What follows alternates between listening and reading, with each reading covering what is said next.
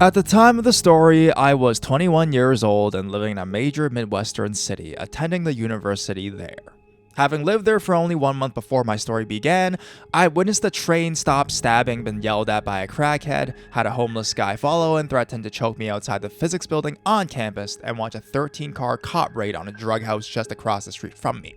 The area around the university is known for being rough and has a notoriously high crime rate. We would get a few texts a week from the campus police saying things like, "There's been a robbery, a break-in, an assault, stalkings, attempted kidnappings, etc., etc." I always ignored these texts, thinking foolishly I would never be a victim because I was smart enough to stay out of trouble, not to go out alone at night, all the cliches. I seriously regret this behavior now. And to anyone listening to this, please never think you are 100% safe, no matter how prepared you think you are. Always do your best to stay observant and careful. The first incident wasn't too unusual. I was just a block or two from my apartment building one day in the early evening. It was still light outside. I was walking my dog, Sesame, a cute Shiba Inu who looks like a fluffy, goofy puppy, and has never been frightening or particularly protective in his life. As I was heading back home, I passed by a small parking lot and I see in it a large van. I can see a man in his early 60s sitting in the driver's seat smoking a cigarette. He was staring at me. As I passed, he actually leaned out of his car and called out to me, "Hey, you there. That's a cute dog. What's his name?" I should mention, this isn't even my first story like this. I have pretty intense fear of strangers and actually struggle with PTSD with other incidences in my life. Being pretty wary for this reason, I ignored him and just walked faster. I heard a car door shut behind me and turned quickly to see that he had gotten out of his van and was slowly walking towards me. He called out to me again, "Hey, baby, I want to see your dog. Come back." His phrasing pissed me off. I gripped my dog's leash and started to speed walk away from him, starting to feel nervous. My heart was beginning to pound, but I kept telling myself over and over that I was overreacting, and it was just my paranoia acting up, and there was nothing to worry about. Boy, was I wrong. I managed to turn the corner and was able to cross the final part before getting to my apartment. In my fear over the van guy, I wasn't paying attention as much as I usually do to what was in front of me. I looked back over my shoulder and the guy had stopped following me. He was, however, standing in the middle of the sidewalk with a huge creepy grin on his face. I rolled back around with my eyes glued to my building. I only needed to walk another half a block and I would be home. I was going to get away from him and his creepy van. Just when I thought I was safe, a group of 5 or 6 men came from the side of the park. I wasn't watching. They were all tall and intimidating in stature, and all of them were laughing and looking right at me. Out the corner of my eye, the van guy had started walking towards me as well. I remember he was whistling. I again picked up my pace and desperately searched for my keys in my pocket as I hurried to the door. The group of men then veered towards me, partially cutting me off, and in all stupid politeness, I stopped. They grinned at me with sick, perverted smiles, obviously checking me out, looking up and down my whole body. It made me sick. I tried not to panic and inch closer to my apartment. "Hey, what's your name? Where are you going? What's your Snapchat? Is that your apartment? Can we come over? Do you smoke?"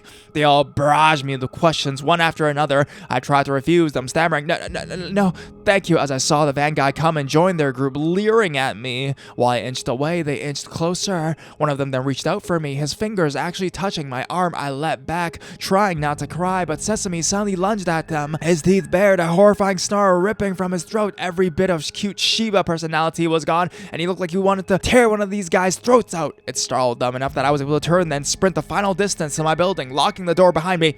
I fell to the ground inside my building, hugging Sesame. However, the entire front of my building was glass, and to my horror and my disbelief, the group of men came and stood in front of the windows, grinning at me, laughing, making kissy faces and lewd gestures at me. Manager came out and called the cops on them, but they ran away. I made it back home and scrubbed myself in the shower, crying and shaking with fear. Sesame got a special dinner that evening, and I kept telling myself that they just wanted to mess with me, and I was never in any real danger. Stupid of me, I know now.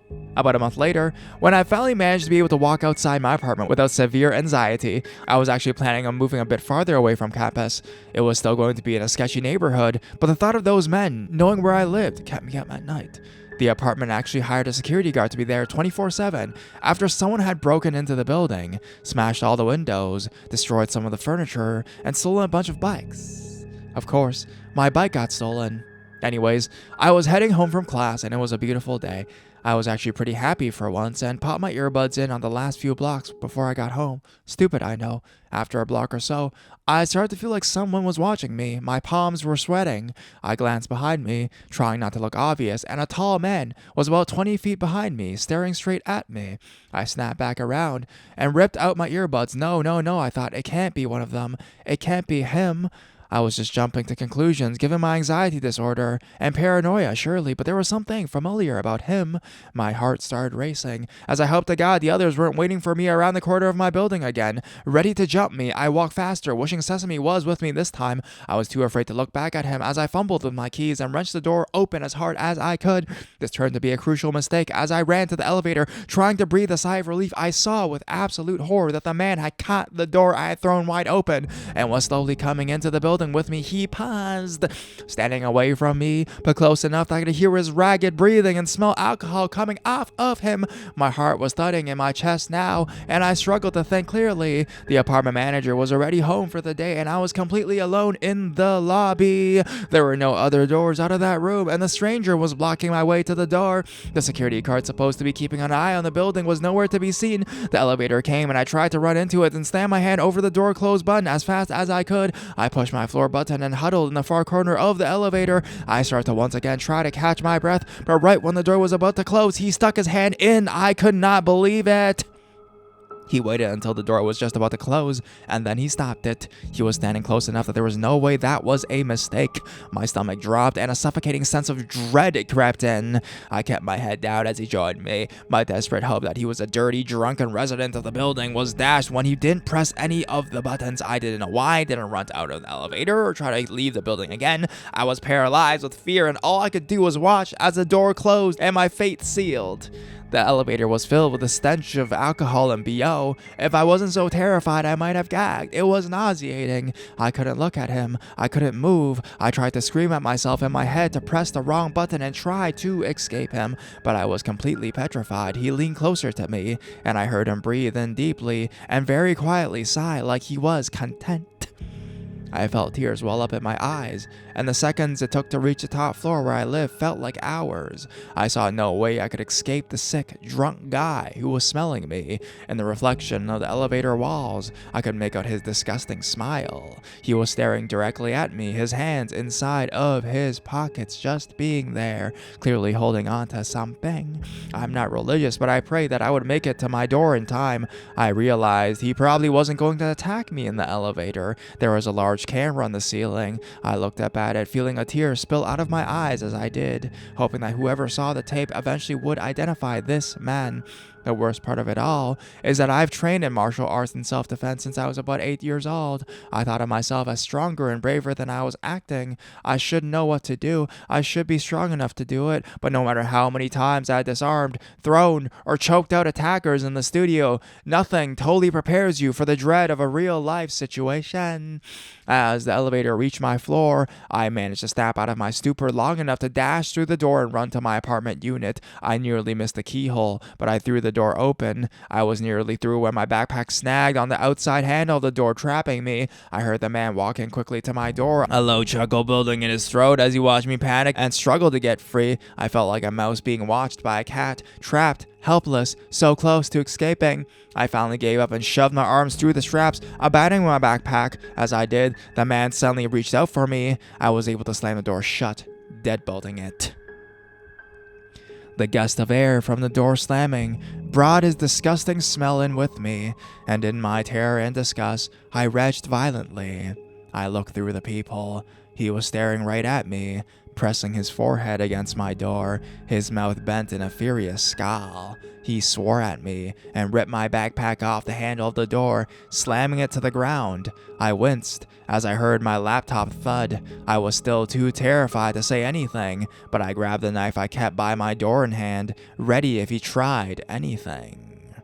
After a few minutes of staring at my door, jiggling the handle, licking the peephole, and making obscene motions at it, he unzipped my backpack, dumping its contents on the floor. He picked up my bag, sniffing it, and leering at the peephole as he did so. Like he knew I was watching him, I could not look away. Again paralyzed in fear, finally, he left, using the elevator visible from my door like nothing had happened.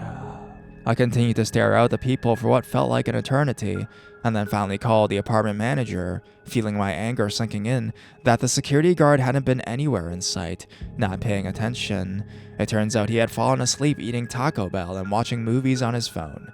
He was only 10 feet away from the elevator the entire time, sleeping in the office behind a closed door. They fired him, but the creepy guy was never caught, and neither were any of the others. I don't even know for sure if this man was part of the original group. I was honestly too terrified to look much at their faces during the first incidences. I moved out of my apartment a week later, staying with my boyfriend at the time for the remainder of my lease, and keeping Sesame with me at all times when possible. A few more things happened while I was in that city, from having to call in a gunfight from outside my new apartment window, to having to pick up a friend who was being followed by a van, to having evacuate during an arson incident. There are nice things about that city too, but during my time there, besides learning the police department was absolutely useless and corrupt, to nearly escaping with my life multiple times, I couldn't be happier to be far, far away from there and doing a lot better with my fear and anxiety.